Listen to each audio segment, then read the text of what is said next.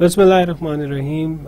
Welcome back to the lecture, 22nd lecture of this public policy analysis. In fact, this is, I mistakenly stated previous lecture, but this is not the previous lecture. This is the public policy analysis. This should be the heading that should be over here. So, bit of a case of an overhang, let's say, or maybe a lack of sleep. Whatever you take it, but just take it as a joke. And go ahead and just ignore it, in fact. So it's the public policy analysis, lecture number 22. This is now the previous lecture, not the last one. What we did in the previous lecture was the start of cost benefit analysis. This is the last, as I stated in the lecture, it was the last major theme that we are covering in this course of public policy analysis and how we go about analyzing a public policy. Remember that all the themes that we are going to cover after that, they are pretty much the subgroups or the subcategories of what we have studied till now, all the methodologies, all those theoretical stuff, and all those calculations that we did. So cost benefit analysis is perhaps is another criteria, the major criteria for, and perhaps the most used criteria in terms of in terms of analyzing a public policy, and which if you go ahead and become a public policy analyst, you would be using a lot in these kind of calculations. Now, when we studied the cost benefit analysis, we went through a bit of, as usually I do, a bit of theory of what exactly is the cost benefit analysis and how it helps us or the policy maker determine whether to go ahead with the policy implementation of a policy or not. Now, then I took you for a bit of a history ride, as I usually do, give you a bit of history, a bit of background on how it developed. We discussed about Jean Dupoit, the French engineer. We discussed about J.B. Say, what J.B. Say had to say about public works satisfying the demands of the people or the utility of the people and providing satisfaction. How Jean Dupoit, a French engineer, took it up and wrote a book about it, in which he gave the example of a town where this stone that is used for construction is found, and how he demonstrated or he stated that if a road could be built over there, for example, this is the public work aspect of it. If a road could be built over there, then what kind of advantages accrue to that locality? And we studied and we also discussed that, as Dupoit said, and he demonstrated that it's not just one benefit or the perceived benefit. If the government is building a road, that is just the benefit in terms of government's view, that look, we built a road, so it would be easier for in terms of transportation of that material, and a lot of time would be saved. But then we discussed some of those aspects that the government didn't consider, but by default ended up helping that area. One was that other firms come in and competition prevails, which prevents that firm that is already there becoming a monopoly. Then as the firms come in, there are more job opportunities in that area, there is more development in that area, infrastructure changes in that area, transportation changes in that area, income rises in that area, the total product of that area rises. So with the development of industry, there is development of services. Obviously, when people would be coming in, they would be requiring stay, lodgings, homes, these sort of things. So you will have construction industry booming too in that town. So those are all the things that we considered during that debate, and importantly, I mentioned that I'm just mentioning the positive aspect, and Dupoit also mentioned the positive aspect, but in reality it could very well happen that government's intervention ends up or a government policy ends up hurting the people rather than helping the people. We did during the course, during the proceedings of these course in previous lectures, we've discussed quite a few policies, specifically the policy, power generation policy, that relates a lot to electricity generation, and how the policy adopted in the 1990s, mid-1990s, where the focus shifted from hydropower towards petroleum-based power, petroleum-based generation, how it has hurt the people over the long run and continues to hurt the people even now, in the form of some of the worst load shedding that at least I have seen during my lifetime, and other people also have. So that was what we discussed in terms of history. One of the things that I didn't mention, and I should have mentioned over there, was that from that French tradition of French engineers and their army corps, this tradition gradually transferred or gradually spread to other areas, to the most ambitious ones, the most ambitious of the lot that took up this line, this line of public works, and that they could help people, was in the United States and its corps of engineers in the army.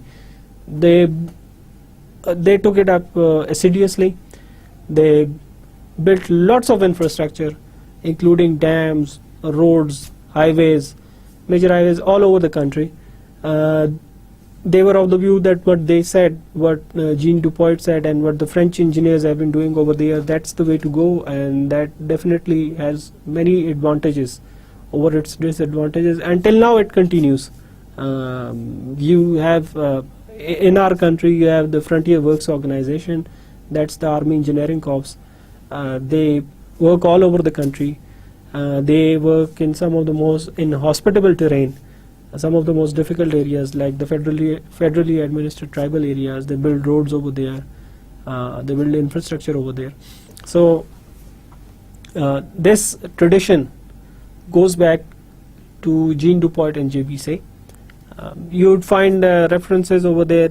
You would find references even dating back before that. But this is what modern government intervention in the form of public works is traced to. This is where we trace it to, that thinking. The micro and macro level distinction, the use of IRR and present value discount. We said that when we are doing this cost benefit analysis, there are two levels, at micro level and a macro level. At micro level, you can use IRR, present value discount. At micro level, in fact, you can just do a simple cost and benefit analysis in money terms. Come up with an estimate that this much money would be our expenditure, and this much money is what we expect the gain to be, and just go ahead and implement that project by studying the ratio, by dividing the benefits by the cost. That is as simple as that, if you are just doing it at very small scale. Then the macro level distinction is a bit subtle. It's a bit challenging. It's a bit challenging in the sense that you have to use the concept of opportunity cost in trying to decide which project to go ahead. First of all, you use the opportunity cost concept to pick between the projects. Use IRR, use present value, net present value discount methods that we've already studied, and come up with a projection. In the end, again, you'd be calculating a cost benefit ratio, and after discounting for all the factors, after discounting for all the costs, all the benefits, and then you'd come up with the number, come up with the ratio, and see that this ratio, and then decide whether, going by the ratio, it's fine to go ahead with the project or not. Now, in the end, we did example of a cost and benefit analysis. And remember, I said that there is a bit of a distinction over here from the calculations that we did in the case of IRR, the simple calculations in the case of IRR and the present value that we did in one of the previous lectures. And what exactly was the distinction? Let me just again demonstrate it to you just to make you understand. So suppose, for the sake of argument, that we are considering a project that would take about 6 years to complete. If that would take 6 years to complete, then you need to discount the interest rate to, or the rate that you've selected. So suppose this is the 5th year and the rate that we've selected is 7%, as we did in the previous lecture, I believe.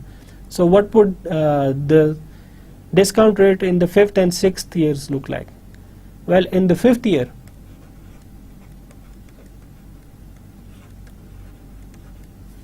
the discount rate would be 1, this is the formula for the discount rate, remember, 1 over 1 plus 0.7, that is 7%, raised to the power 6. That would be raised to the power 5. I'm sorry, this is the 5th year, so it would be raised to the power 5. Then whatever you get over here, you would use it to discount the cost and benefits. So suppose then if it is the 6th year, what would be the formula? The 6th year formula would be 1 plus 1.07 raised to the power 6, and that will give you the discounted rate. Then you would use this number, whatever you get over here, to multiply it with the cost and benefits in the same year, not the previous one, not the future one, in that same year, in the 6th year, remember. Once we are done with that, in the end, what are we going to do? In the end, what we are going to do is come up with total discounted benefits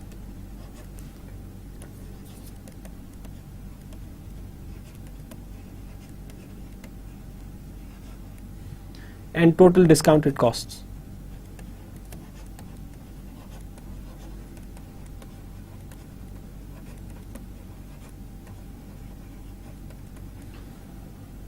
Then we will divide, in order to arrive at a conclusion, at a final conclusion, we will divide the total discounted benefits by total discounted costs. And what was the criteria for decision? If this ratio is greater than 1, then it's fine, you can go ahead with the project.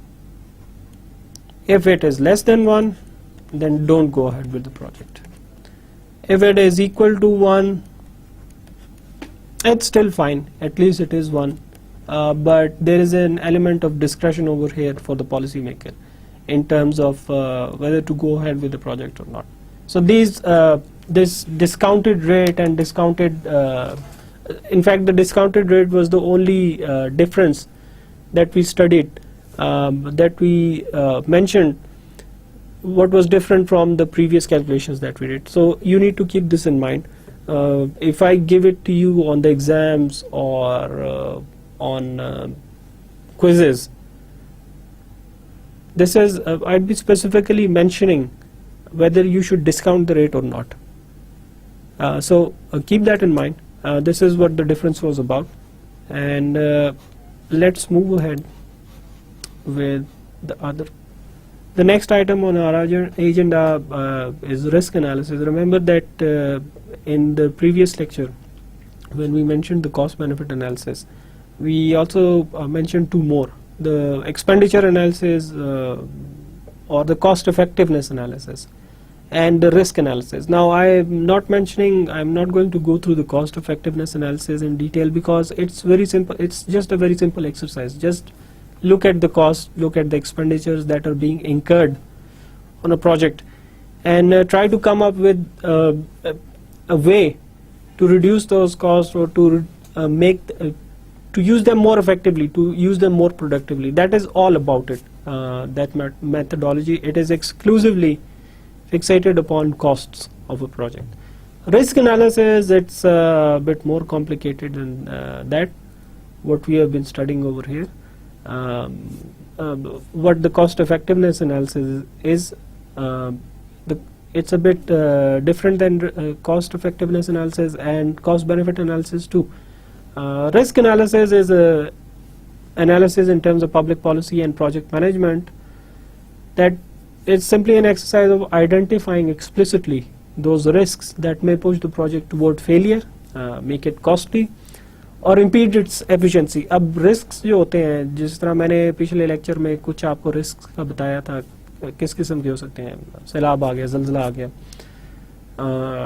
कोई uneven वो हो गया, big और risk ये भी हो सकता है, दहशत गर्दी का रिस्क हो सकता है, it's a risk to given what has been happening in the previous few years.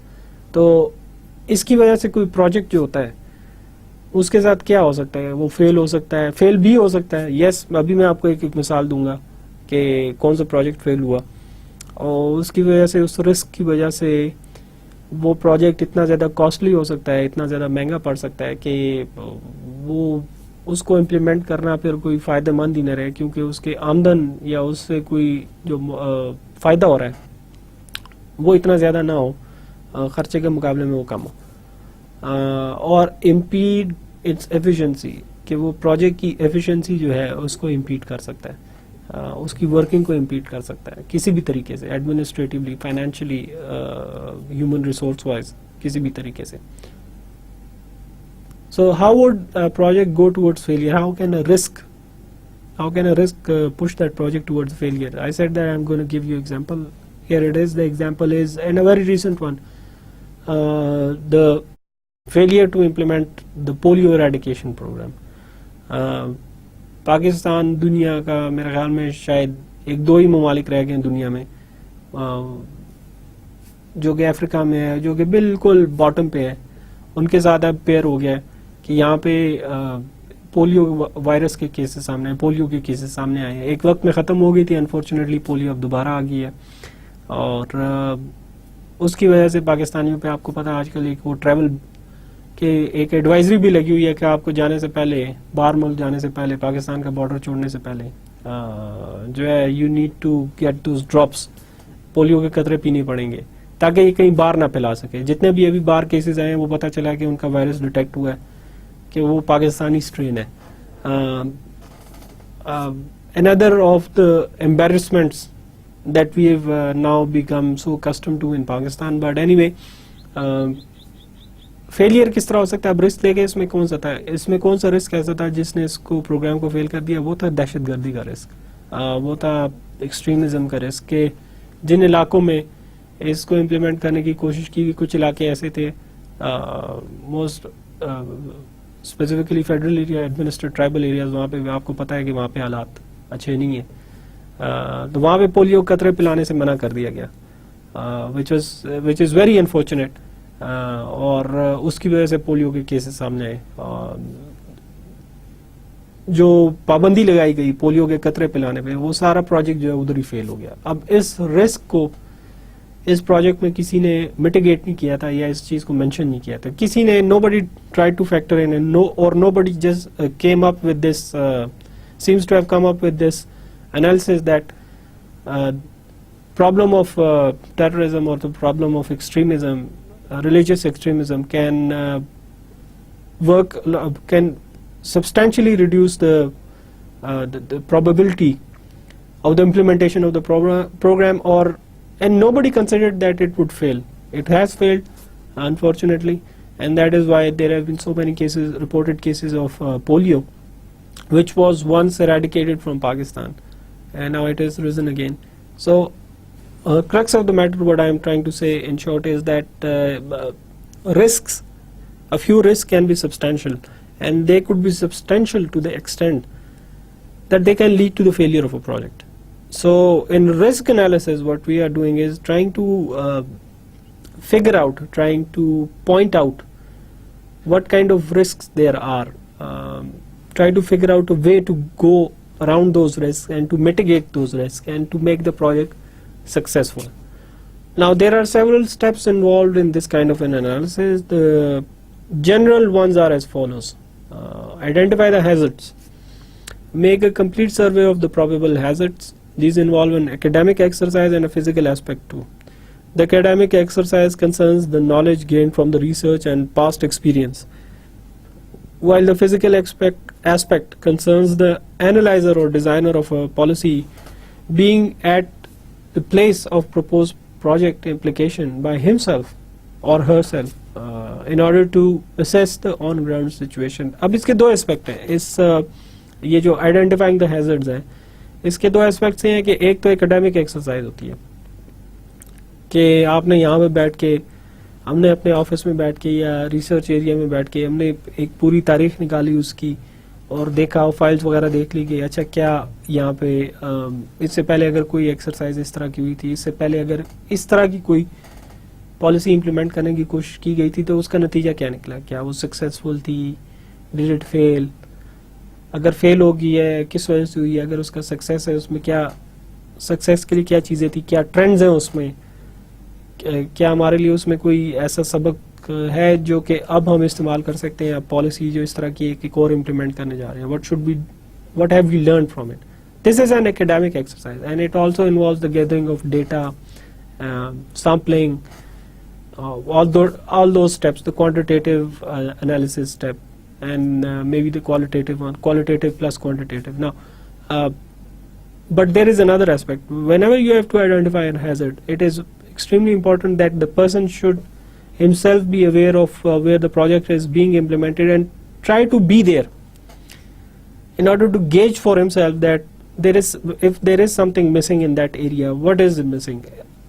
دفتر میں بیٹھ کے کام کرنا, یہاں پہ بیٹھ کے سوچنا, یہاں پہ بیٹھ کے ایک آئیڈیا کے ساتھ آئیڈیا آ گیا جی کہ یہ میرے خیال میں سب سے اچھا بہترین طریقہ کار رہے گا کیونکہ ہم نے جو اسٹڈی کی ہے اس میں یہی چیزیں سامنے آئی ہے, وہ تو ٹھیک ہے اپنی جگہ, لیکن اگر رسک آئیڈینٹیفیکیشن ہوتی ہے سب سے پہلے ایک بڑی امپورٹنٹ چیز جو ہے, بڑی اہم چیز جو ہے وہ یہ ہے کہ جس علاقے میں اس پروجیکٹ کو امپلیمنٹ کیا جا رہا ہے تاکہ رسک جو ہے اس کو کم کیا جا سکے, خود جا کے اس علاقے کا جائزہ بھی لیا جائے, لوگ وہاں پہ ہوں, آن گراؤنڈ ہوں, جن کو پتا ہو سچویشن کا کہ وہاں پہ ہو کیا رہا ہے, وہاں پہ سوشل نارمز کا ان کو پتا ہو, معاشرتی اقتدار کا ان کو پتا ہو, معاشرتی اقدار کا انفیکٹ ان کو پتا ہو, ناٹ اقتدار,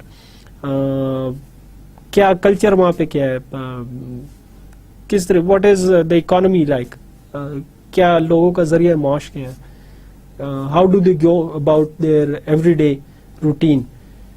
یہ چیزیں, یہ آبزرویشن جو ہوتی ہیں بڑی ضروری ہوتی ہیں کہ اس میں یہ ڈیفائن کر سکیں, اس میں اس چیز کو سامنے لایا جا سکے کہ اگر ایک پروجیکٹ امپلیمنٹ کیا جا رہا ہے تو یہ جو چیزیں ہیں جو ابھی ہم نے ڈسکس کی ہیں, یہ جو آبزرویشن ہیں لوگوں کے بارے میں, اس علاقے کے بارے میں کیا آبزرویشن ہے, تو اس کی وجہ سے کیا رسک پیدا ہو سکتے ہیں, اس میں کیا ایسی چیزیں ہیں جو ہم نے فگر آؤٹ نہیں کی ہوئی لیکن ہو سکتی ہیں.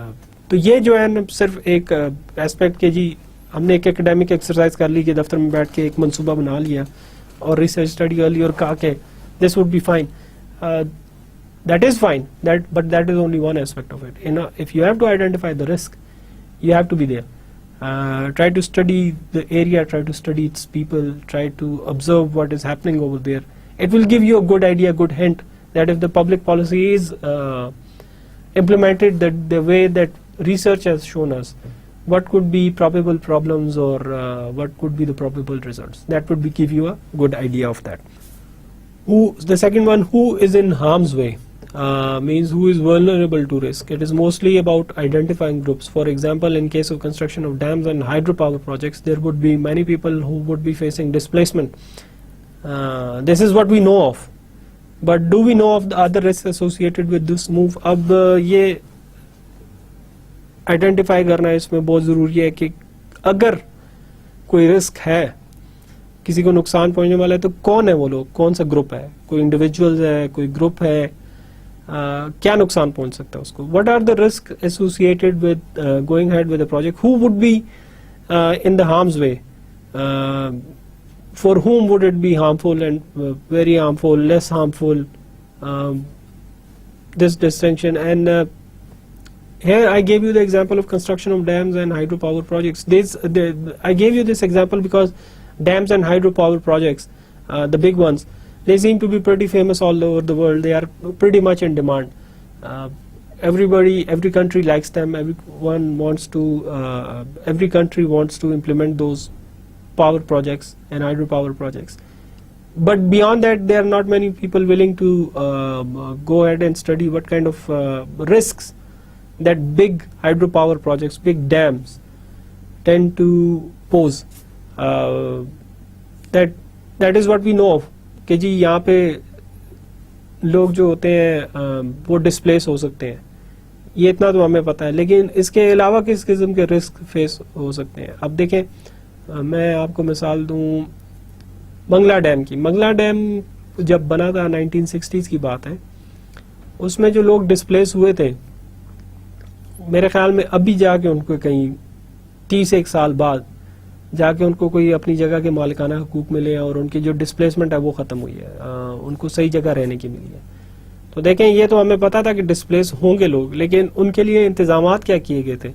ان کو اپنی جگہ سے ہٹانے کے, جب ہٹایا گیا تو ان کو دوسری جگہ پہ آباد کرنے کے لیے کیا انتظامات کیے گئے تھے. یہ رسک انہوں نے بھی نہیں پتا تھا, وہ تو ان گڈ فیتھ جب حکومت نے ان کو آرڈر کیا تو وہ وہاں سے چلے گئے, لیکن پھر جب گئے تو ان بیچاروں کو پتہ لگا کہ کتنی لمبی اسٹرگل کرنی پڑی to get settled somewhere. اور اس کے ساتھ ان کی مطلب آپ یہ سوچیں کہ what are the risk associated with this move. ابھی بات کرتے ہیں اس پہ. For example, what about risk of settling in a new area, livelihood adjustment, culture, travel, social relationship, health hazards, etc. These sort of things need to be kept in mind before moving ahead with decision making. دیکھیں اس میں ابھی میں نے بات کی کہ جو لوگ اپنا جگہ چھوڑ دیتے ہیں ڈیمز کی بننے کی وجہ سے, اب صرف ڈسپلیسمنٹ کا تو ہمیں پتہ ہے, لیکن ہمیں یہ پتہ ہے کہ جب دوسرے علاقوں میں جائیں گے کیا وہاں پہ وہ لوگ ایکسیپٹیبل ہوں گے بھی. اپنا ذریعہ معاش جو کہ وہ ایک خاص طریقے سے ان کا ایک ذریعہ معاش تھا پہلے, کیا وہ اس علاقے میں بھی وہ اسی طریقے سے پل بڑھ سکیں گے. آمدن کا ان کا کیا ذریعہ ہوگا, کلچر کیسا ہے, کیا ان کا لوگوں کے ساتھ جو ملاپ ہے وہ ٹھیک رہے گا یا اس کی وجہ سے مسئلے پیدا ہوں گے. دو مثالیں میں آپ کو دیتا ہوں. کراچی میں آپ دیکھ لیں کہ کراچی میں ایک تو انڈیجنس پاپولیشن ہے اور بڑا مسئلہ جو بنا ہوا ہے, اور پھر جو باہر سے آئے ہیں جو ڈسپلیس ہوئے اپنی جگہ سے, مثلاً جنگ کی وجہ سے ڈسپلیس ہوئے ہیں. تو پشاور میں آپ دیکھ لیں کہ کتنے زیادہ پورے ملک میں, لیکن پشاور میں خاص طور پہ جو ہے افغان مہاجرین کتنی زیادہ تعداد میں ہیں, جو کہ افغانستان کی جب جنگ ہوئی تھی سوویت یونین کے خلاف, وہ اس میں کتنے لوگ ڈسپلیس ہو کے یہاں پہ آئے تھے. اب ان کے لیے آسان نہیں تھا. ابھی تک وہ بہت سے ان میں سے جو کہ اب ظاہر ہے بہت اچھا رہ رہے ہیں, ان کا سارا کاروبار وغیرہ ذریعہ معاش ہے, لیکن بہت سے ابھی بھی ہیں جو کہ ابھی تک اپنی جگہ پہ نہیں آئے. They move from place to place. کہنے کا مقصد یہ ہے کہ وہ جب اپنی جگہ سے ڈسپلیس ہوئے کسی نے نہیں سوچا تھا کہ ان کے لیے کیا کیا مسئلے پیدا ہوں گے. سملرلی جب سیلاب آئے اچانک, ان کی وجہ سے جو ڈسپلیسمنٹ ہوئی, اور ابھی تک جو لوگ واپس نہیں گئے اپنی جگہوں پہ, ان کے لیے کیا کیا مسئلے ہیں, وہ بھی میرے خیال میں کبھی اس چیز کا اندازہ لگانے کی کوشش نہیں کی گئی کوئی پراپر. اب لائیولیہڈ ایڈجسٹمنٹ, اب اس میں جو میں نے مثال دی تھی منگلا ڈیم اور اس کے متاثرین کی. اب ٹیک دا ایگزامپل, فار ایگزامپل کہ اگر جو ان کا ذریعہ معاش ہے وہ زیادہ تر وہ بھیڑ بکریاں چرانے والا ہے, کہ اسی کے تھرو وہ گزارا کرتے ہیں. زیادہ تر جو یہ ماؤنٹینس ایریاز ہوتے ہیں, پہاڑی علاقے ہوتے ہیں, اس میں ذریعہ معاش اسی طرح کا ہوتا ہے. تو کیا اگر وہ ایک فلیٹ لینڈ میں آ جائیں گے, ایک ہموار جگہ پہ آ جائیں گے, کیا ان کے لیے مشکل نہیں ہوگی کہ بکریاں چرانا, ان کے لیے چارے کا انتظام کرنا, پھر جگہ ڈھونڈنا کہ جہاں پہ ان کو فیڈنگ کی جا سکے. کہنے کا مقصد یہ جو اتنی باتیں میں نے بیان کی ہے کہ these are sort of risks that one needs to keep in mind when you are going ahead with policy decision making. The third one is evaluate the risk. The third step is evaluation both in monetary and non-monetary terms of the risk that the analyzer sees. Analyze whether the risks are worth including in the programs and try to rank them from the highest to the lowest. اب یہ third step ہے کہ ایک دفعہ آپ نے risks as a public policy analyzer you have identified the risk, you have come up with a list of risks that these are the kind of risks that I believe as a public policy analyzer that I believe these would impede the program or would be part of the program or part of the implementation, would come with the implementation of the program to say the least, both in monetary and non-monetary terms. Wherever possible, try to put a monetary figure on the risk. Suppose if there is flooding and there is risk of displacement, then try to figure in what would be the cost of feeding those displaced people, what would be the cost of taking those people back to their areas and building a home for them again. That can be done pretty much in terms of monetary standards or monetary or rupee cost. You can put a you can put a number on it, a rupee number on it. But when it comes to non-monetary terms, it might be difficult to comprehend putting them in money terms. I just gave you the example of those people who are shepherds and they are displaced from the area, just as an example. Now it's difficult to just quantify all those costs, all those risks that they have to go through. Then analyze whether the risks are worth including in the program. Talk with people about this. Talk with your management, talk with the people around you who are part of the program, and see whether is it worth including in this program, is it not worth including in this program, what are your thoughts, what are the other people's thoughts. There might be many people who already have an experience with this thing, and they might be able to guide you what to do about it. And try to rank them from the highest to the lowest.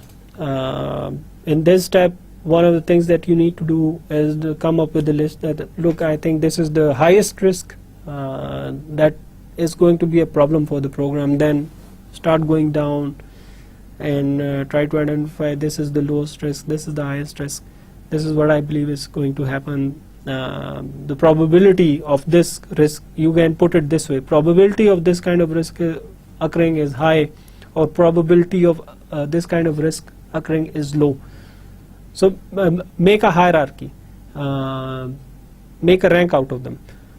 The fourth one, implementing the findings.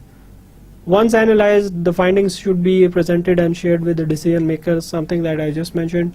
In order for their incorporation into the project hazards and risks, sharing the findings increases the chances of better advice in this regard and of identified becoming a focus in the project implementation. Number 5, it's about the review, assessment and updating. This step is more in line with the new developments and new information availability that may alter the nature of risks. In that case, the profile of risk would need to be updated. Remember, we've mentioned it many times, I've mentioned it many times in the lecture, that world doesn't sit still, everything doesn't sit still, keeps changing, especially when there is flow of information, good flow of information, fast flow of information. And agents, groups, individuals, households are able to change their preferences and able to change their decisions instantly in the short run. So with those changes, with those change in scenario, let's say, there is a possibility that new risks might arise, or the nature of the already identified risks that might change from suppose a risk identified as having a high probability of occurring within the new situation it might become a risk that has a low probability of occurring, or the risk that has a very low probability of occurring in change of circumstances. In lieu of the change of circumstances, it might become a risk that has a high probability of occurring. So you have to keep those changes in view. Whatever is occurring in the outside world, whatever is changing, what is it, what has changed, and identify the new possibilities. That's the 5th part of this risk analysis. Now, risk assessment example, work safety in a factory. Why have I mentioned a factory over here? I've just made a very simple performer. This is just a example. It's not necessary that as an analyzer you need to follow this one. You might have your own ideas, which is a very welcome move, which is a very good one. There might be something missing in this. This is just an example to clarify to you this concept of how do you make a risk assessment analysis.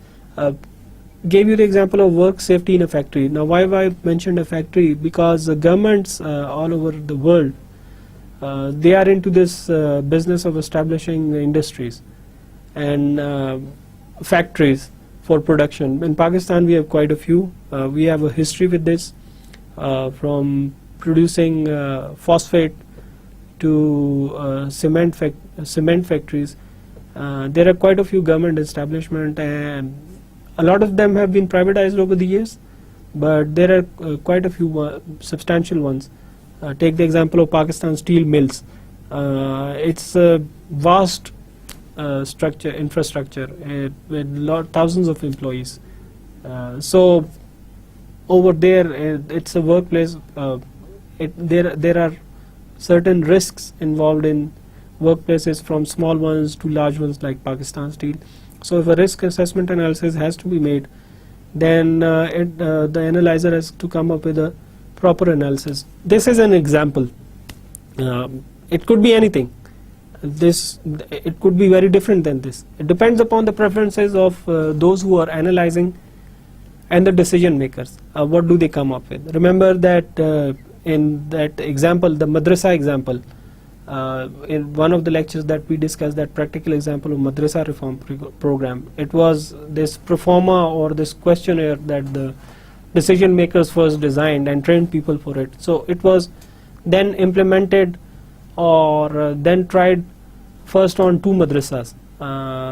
It was implemented over there in, I believe it was in the capital that it was implemented first, only in 2 randomly selected madrasas. And in lieu of the observations made, it was modified, and then the final version was prepared. So this might be a very initial version, it might be a final version. Initial version has to be come up by the analyzer, that this is, I believe, what these risks are and how to go about this study. Then when you share it with the management, share it with other people, they'd give you other ideas.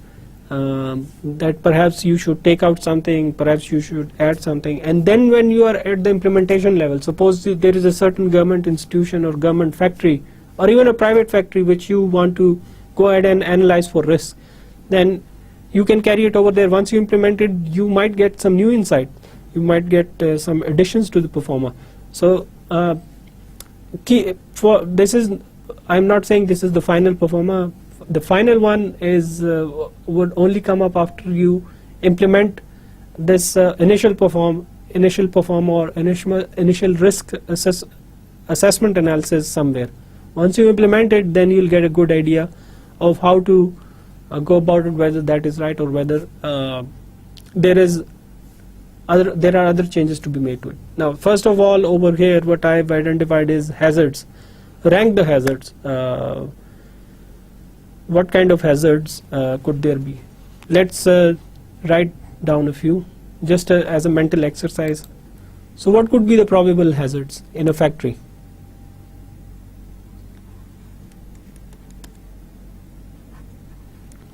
Fire. That's one of the probable hazards. Who might be harmed and how? Of course, labor. How? Because they are working near those machines that can catch fire. Just as an example, what has already been done?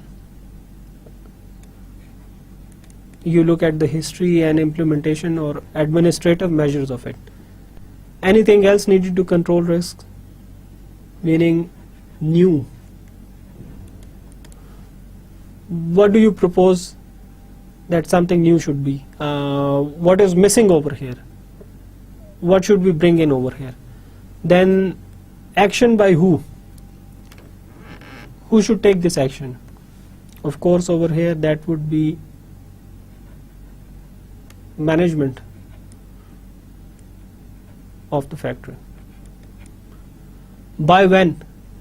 Now this is important because things in Pakistan, at least in Pakistan, happens in other countries too, but specifically happens over here. That is what I've seen as far as project implementation is concerned, that things keep getting delayed. By when? Just specify time.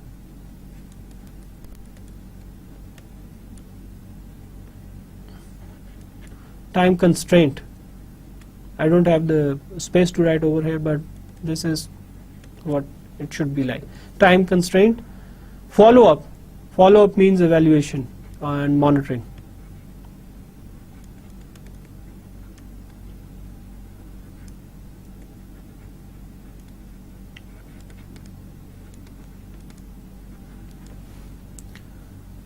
this was one hazard, and this is how you tend to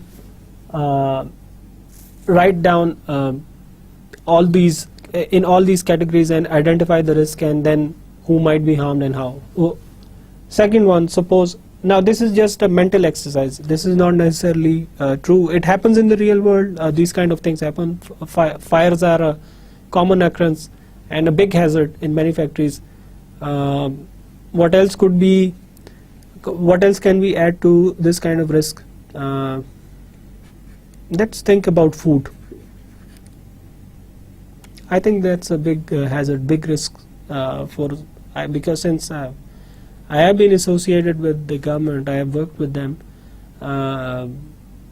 in many of the government canteens, in many of the government establishments there is usually a canteen, and in those canteens the food, the quality of food that they serve, that is very low. To say the least, that is substandard and very harmful too, because in those food everything from cockroaches to lizards have been found in the cooked food. So not trying to scare you or make you nauseating, but this is the reality. So just trying to say that it is a risk to it poses a risk to the one who eats that food, who consumes that food. So who might be harmed and how? Well, everybody, from ordinary labor to management.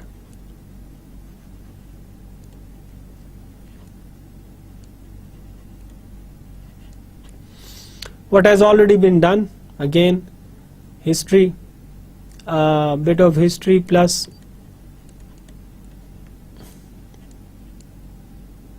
ask the service provider.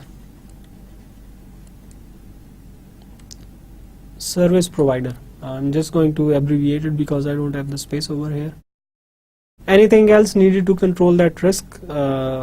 What do you propose? Ask around people, ask around the ones who are already sitting over there in that food establishment, in that canteen.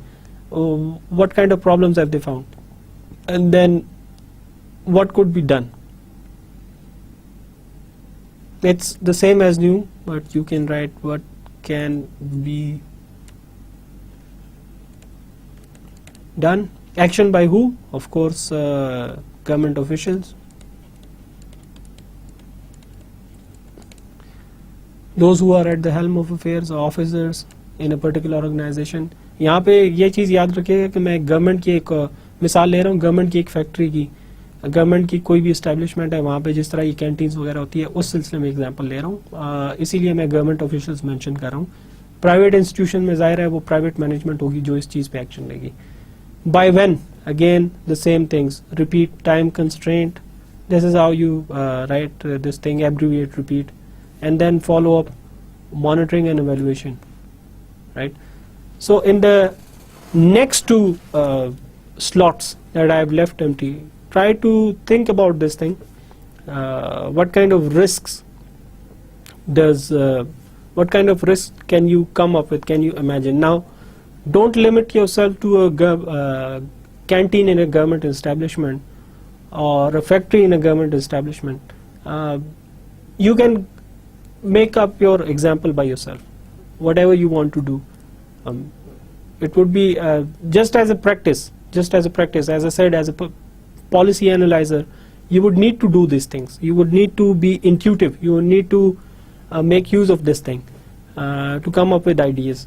So the slots that I have left over here, that I have left empty over here, is for you to practice, for you to think about certain risks and try to fill in this form the way I did. Even you can add to it so that it gives you good practice. Again, I might even ask you a question about these things. You should be able to answer those. That is pretty much it for as far as risk analysis is concerned. I said that we studied the major criterias, and I discussed the major criterias in detail. This was one of the sub criterias or the sub methodologies. The risk analysis is a sub methodology when considering the impact and the use of cost benefit analysis, or the IRR, or the present values. It's not used that frequently in terms of public policy analysis. In other places, like in the private sector, let me tell you, the person who is good at risk, analyzing risk and coming up with or computing risk, they are in high demand. They get paid very well. But that is the other sector, the private sector, especially, and it is important for the private sector for the reason that they are the ones who are investing in other countries. They are the ones who are investing in places that they don't know of. So it carries risks. So they need a person who can carry a very good assessment of that risk, a masterly analysis of that risk, and come up with strategies to mitigate that risk. But for the public policy discourse, what I've taught you this much is, this is pretty much what is used over here. There is, I haven't seen, at least I haven't seen, if there is there, I haven't seen it during my association with the government. I haven't seen any complex computations being carried out in terms of risk analysis. It's usually this mental exercise, just write it down, make a performa, and come up with these things and try to mitigate these things. That is pretty much it. So it should be okay for you too.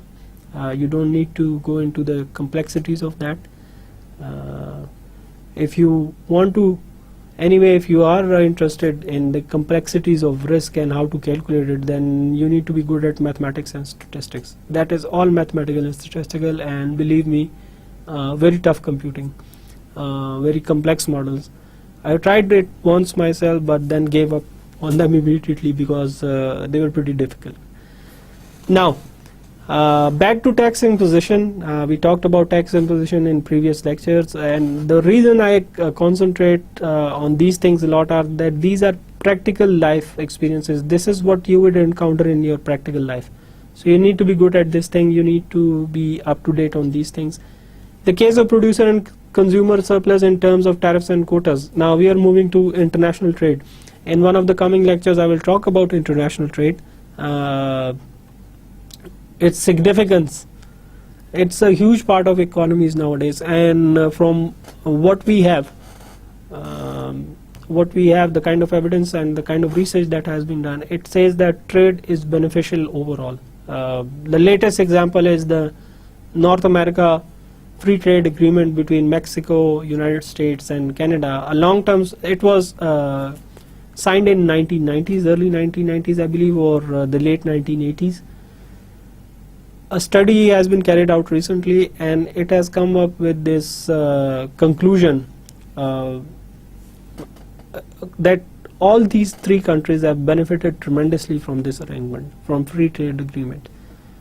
This is free trade. So many of the agreements are just trade agreements, but this is free trade agreement. When we are talking about a free trade agreement, it means that the flow of goods and services across borders without any taxation or without any restriction. That is free trade. And ask economists who have studied this thing, and once we go through the basics in the coming lecture of trade, economists are hugely in favor of it. That yes, trade is overall beneficial. There might be a few people for whom that kind of trade might not be good. Who they are, we will definitely discuss in the coming lectures when we discuss trade. But for overall, there is this unanimous conclusion. There is this unanimity of view that trade overall is very beneficial. Now, one thing that happens in trade, one thing that is associated normally with trade is tariffs and quotas. The difference between tariff and quota, remember tariff and quota both are taxes. जिस तरह आमतौर पर tax लगाया जाता है, income से tax लिया जाता है, आमदन से टैक्स लिया जाता है, या कोई और सेल्स टैक्स हो गया, ये भी टैरिफ और कोटा जो होता है ये भी एक किस्म का टैक्स होता है. ये ट्रेड से रिलेटेड है, तिजारत से रिलेटेड है. The difference between tariff and quota is that in tariff there is no restriction on quantity imported, but quota is applied specifically for restricting the imported units. देखें tariff और कोटा में difference ये है कि टैरिफ उसमें कोई पाबंदी नहीं है कि कितनी तादाद में सामान बाहर से आ रहा है, जितना मर्जी आता जाए, as long as the importer can pay the tax.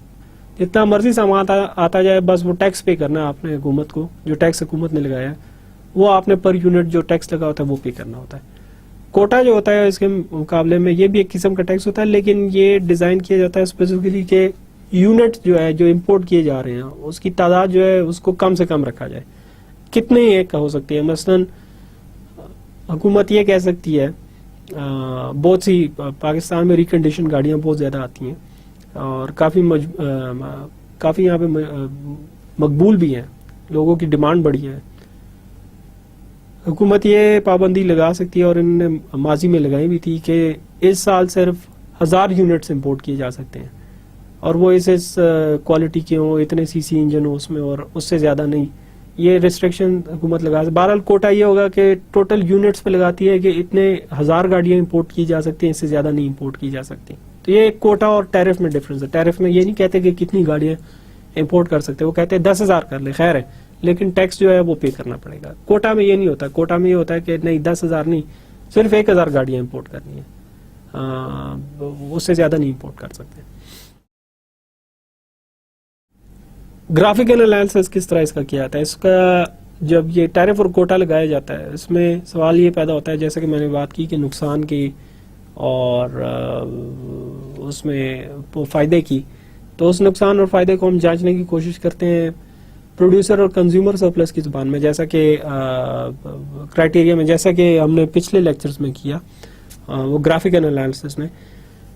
ابھی ہم ٹریڈ کے بارے میں آگے لیکچرز میں پڑھیں گے, اور اچھا خاصا پڑھیں گے, اس لیے کیونکہ ٹریڈ, ٹیکسیشن, یہ چیزیں جو ہے یہ امپورٹنٹ پبلک پالیسیز ہیں. دیکھیں جب تک اکانومی نہیں ہے, اکنامک حالات اچھے نہیں ہیں, تو آج کل ساری بات ہے اکانومی پہ. جب تک اکانومی چائنا کی اچھی نہیں تھی تو اسے کوئی پوچھتا نہیں تھا. اب اکانومی اس کی only behind the United state, دنیا کی دوسری بڑی اکانومی ہو گئی ہے, تو اب ہر بندہ اس کے پاس دوڑتا ہے. انڈیا ایک زمانے میں وہ ہم سے بھی بیچارے پیچھے تھے, بیچارے تو نہیں کہوں گے سوری, لیکن یہ کہ وہ پیچھے تھے کافی ہم سے ترقی کے معاملے میں, بلیو اٹ اور ناٹ. لیکن پھر اچانک 1990 سے شروع ہو کے انہوں نے جب ٹریڈ اپنی اوپن کی, لبرلائز کی. پہلے ایک وقت میں ٹریڈ انڈیا کی بڑی ریسٹرکٹڈ تھی, وہ زیادہ امپورٹس نہیں کرتے تھے. وہ جو کانسیپٹ ہے خود انحصاری کا, کہ ہم خود انحصاری پہ سب کچھ کرنے کی کوشش کریں گے, زیادہ امپورٹ باہر سے نہیں آئے گی. لیکن پھر جب اس کا نقصان زیادہ ہوا, اس کا فائدہ نہیں ہوا, کوئی کم ہی فائدہ ہوا. لیکن جب ٹریڈ کو اوپن کیا گیا 1990 کی دہائی میں, اس کے بعد سے انڈیا کی اقتصادی ترقی جو ہے وہ چائنا کی طرح کافی تیز رہی ہے. آپ دیکھ لیں انڈیا کہاں پہ ہے اب.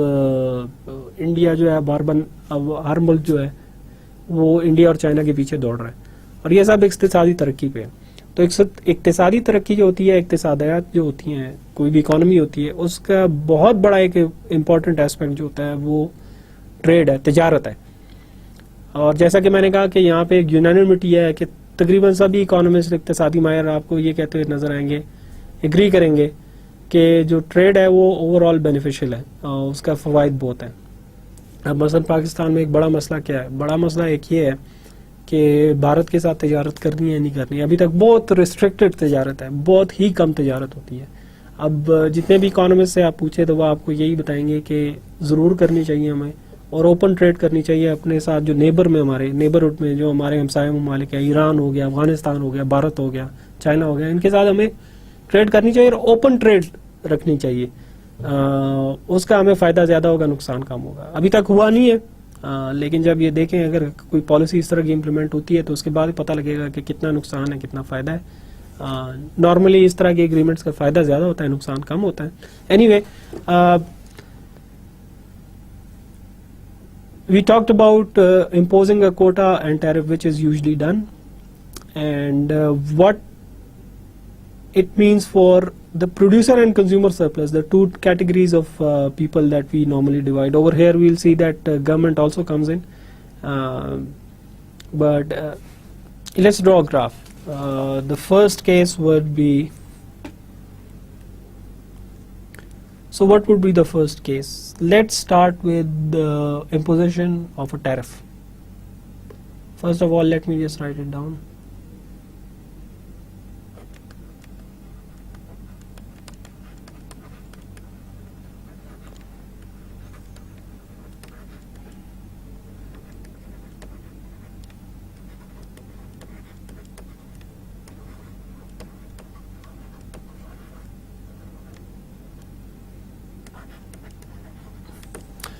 Tariff and quota are both forms of a tax. They are a tax. And the first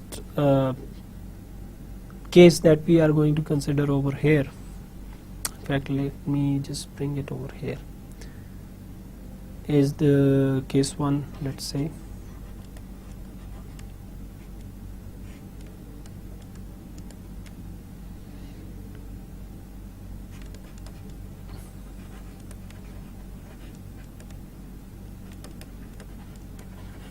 Imposition of a tariff.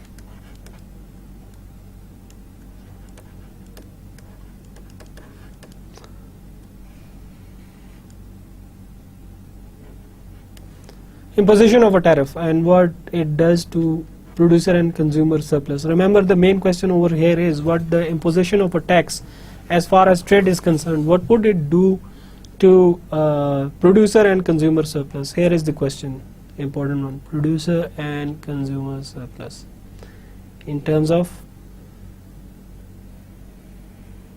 tariffs and quotas. So this is the first one. Let me just draw it out.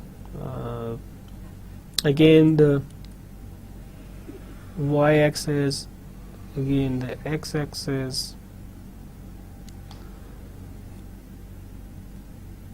you have the price over here, you have the quantity over here. Now let's do the simple demand and analysis stuff. Demand, downward sloping, ask yourself, let it be an MCQ, why is it downward sloping?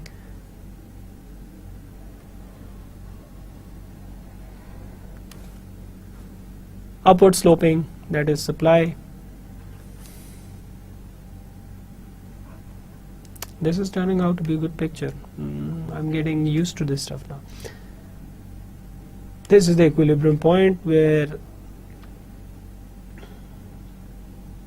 there is this price P naught. Now this price P naught, price without trade,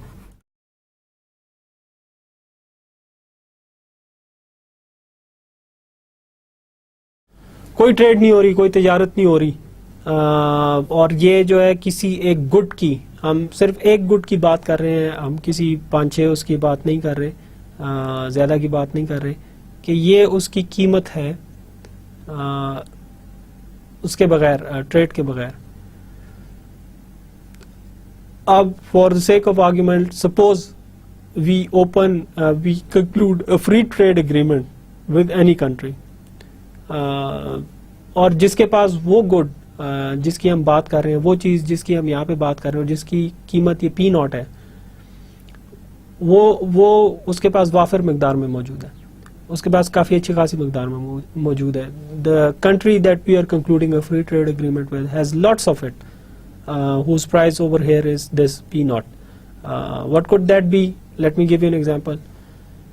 Natural gas. If we can conclude a free trade agreement with Iran, Iran has lots and lots of natural gas. So this gas prices over here, what do you expect it to happen if there is a free trade agreement with Iran over the supply of gas, which is not costly, of course. We are this is just a simplistic, very simplistic model or graphical analysis. So what would happen when there is ample supply of that thing, when trade is open and it starts flowing in without any tariff, without any quota? This is what would happen. Price would come down over here. This would be the no price. P1 at quantities Q1.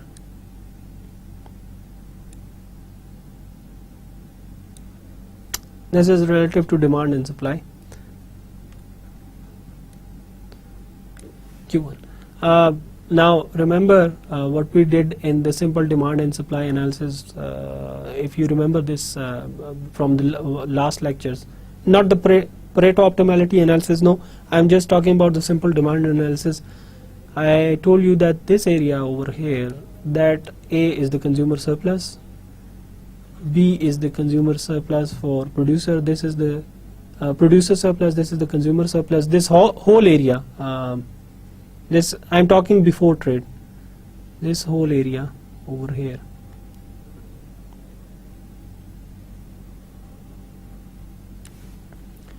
This is the producer surplus, let me just write it down, and this is the consumer surplus. Producer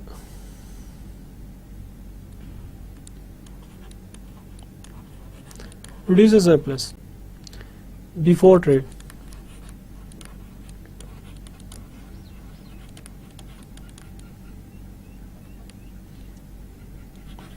B. Consumer surplus before trade. When this kind of these things, they basically mean that you're repeating the same thing as above or as before. So I'm repeating all this thing over here, except for the fact that it's consumer now, which I've written over here. That would be A, this area A.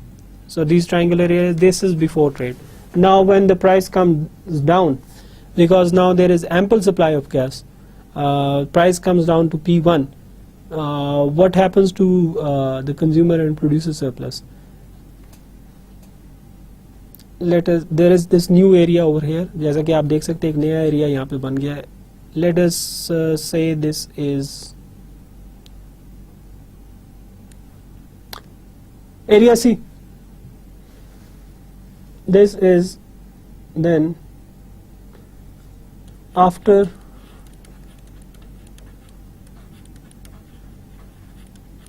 trade takes place, price equals to P1.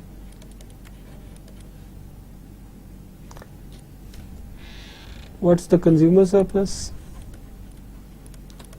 In fact, why not do it in the other lecture, because I don't want to get ahead with a lot of stuff at this time, and probably we are out of time too. But anyway,